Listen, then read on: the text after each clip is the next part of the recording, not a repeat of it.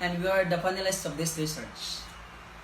So, your research is all about executive clemency, right? Mr. Almelio, since this is your research, can you elaborate further what is executive clemency? According to our research, that executive clemency refers to a reprieve, absolute pardon, conditional pardon, with or without parole condition, commutation of sentence, and remission of fines and forfeitures as may be granted by the President, Your Honor. Since this is granted by the President, then who recommend the executive clemency and what is the legal basis? Your Honor, it is recommended by the BPP or the Board of Pardon and Parole, and the legal basis is Philippine Constitution 1987, Article 7, Section 19. So, Mr. Almelio, let's proceed to the reprieves. Can you define in one sentence what it is? Reprieves is a cancellation or postponement of a punishment, Your Honor. Okay, thank you, Mr. Almelio. Let's proceed with the commutation of sentence. Mr. Nervis, can you emphasize what is commutation of sentence?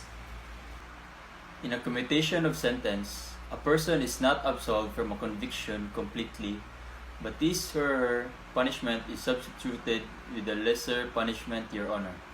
Mr. Nervis, since you stated there that commutation of sentence substituted with lesser punishment, can you give us one scenario about that?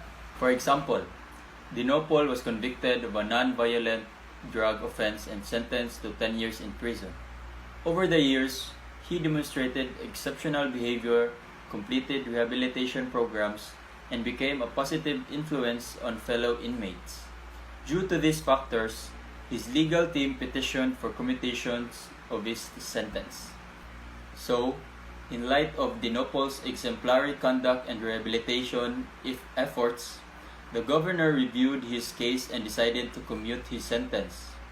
The governor reduced his prison term from 10 years to 5 years, acknowledging his positive transformation and the potential for successful reintegration into society. That's all, Your Honor. Thank you for your wonderful answer, Mr. Nervis. Okay, let's proceed to pardon. Mr. Achea, can you explain further what is pardon? Your Honor, it is the act of grace forgiving or being forgiven for an error or offense. Mr. Achea, can you explain to us the two types of pardon, which is absolute and conditional pardon? Absolute pardon refers to the total extinction of criminal liability to whom it is granted without any condition.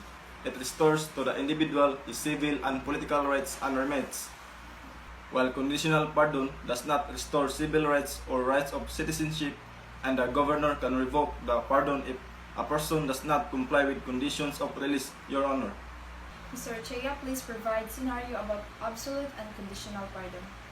For example, Gamboa, a first-time offender, was convicted of a non-violent crime and sentenced to 5 years in prison.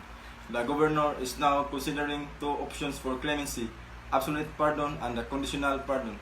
The absolute pardon, the governor grants Gamboa an absolute pardon, wiping his criminal record clean and releasing him from prison immediately. Thank you, Mr. Achea, for a perfect scenario.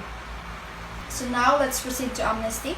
Mr. Montealto, can you emphasize of what is amnesty? Your Honor, it refers to the act of pardoning of an offense, usually in political crimes granted by the sovereign power, usually exercised in favor of group or community. Mr. Montealto, amnesty is granted by who? It is granted by the President with the concurrence of the majority of Congress. Can you specify what is the effect of amnesty? Your Honor, there are two effects of amnesty. We have the extension of criminal liability and the restore of your civil or political rights. So according to your research, amnesty is the act of pardoning usually for political crimes, right? Can you please enlighten me about that? In a country recovering from a prolonged conflict, the government decided to implement an amnesty program to encourage former rebels to surrender their weapons and reintegrate into society.